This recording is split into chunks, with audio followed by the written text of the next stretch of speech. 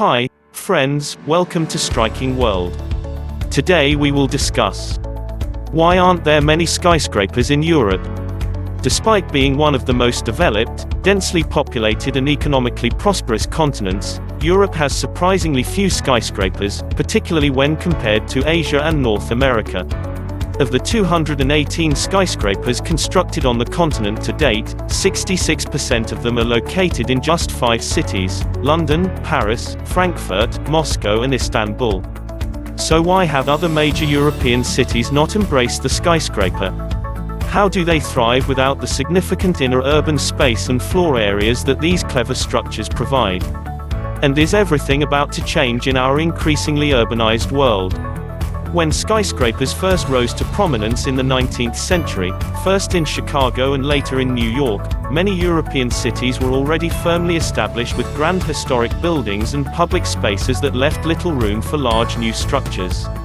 Most of Europe's cities around that time were also more evenly zoned and were not facing the high demand for floor space in key districts that typically drive high-rise development. Additionally, as the power and influence of North America began to grow, a cultural rivalry emerged between Americans who saw Europe's class system as outdated and Europeans who saw some American ideals as eroding traditions and the European way of life. As a result, each continent became wary of adopting the other concepts. While North America aimed to become the model for a new age, Europe sought to preserve its heritage.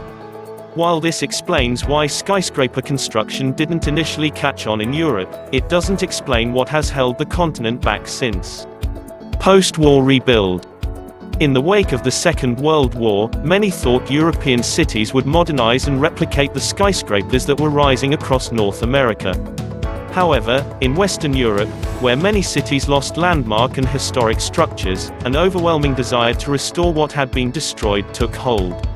In addition, the lower population of Europe at that time meant that the demand for floor area that principally drives skyscraper construction wasn't there.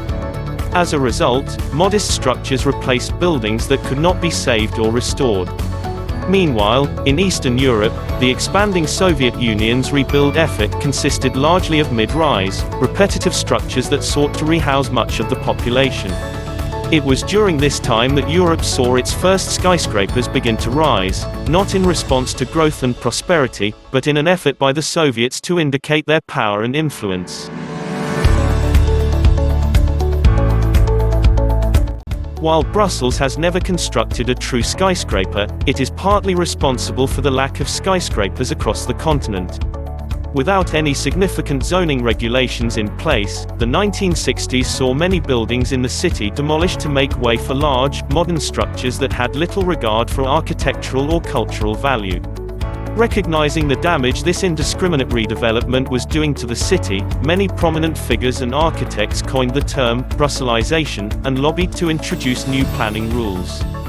These regulations significantly limited the scale of new buildings and required historic facades to be restored and incorporated into new developments, preserving the cultural fabric of the city. The row in Brussels led to a general dislike for modern buildings across Europe, with many seeing them as bland or soulless. In response, numerous cities adopted similar regulations and set aside controlled districts, like Paris La Défense, to keep high-rise development away from historic centers. The urban age. By the start of the 21st century, attitudes around tall buildings were softening across the continent as architectural trends moved away from box-like structures toward more unique designs and as the world became increasingly globalized. Since the early 2000s, major financial centers like London, Paris, Moscow, Istanbul and Frankfurt have seen several skyscrapers rise as demand for commercial space in their centers has increased. By contrast, smaller European cities that have experienced more modest growth have turned their focus to the environment and improving living standards for citizens. In recent years, urban areas in Scandinavia and Central Europe have consistently ranked among the highest in the world for sustainability, happiness and well-being while maintaining importance within their national economies. However, skyscraper construction in the cities of today is no longer driven purely by economic growth or the need for commercial office space. With 60% of the global human population set to be living in urban areas by 2030, residential skyscrapers are now rising in prominence, particularly across Asia and North America. As many traditional rural-based industries become automated, millions are migrating into cities and major urban areas, driving significant demand for residential space that is often met with high-rise structures.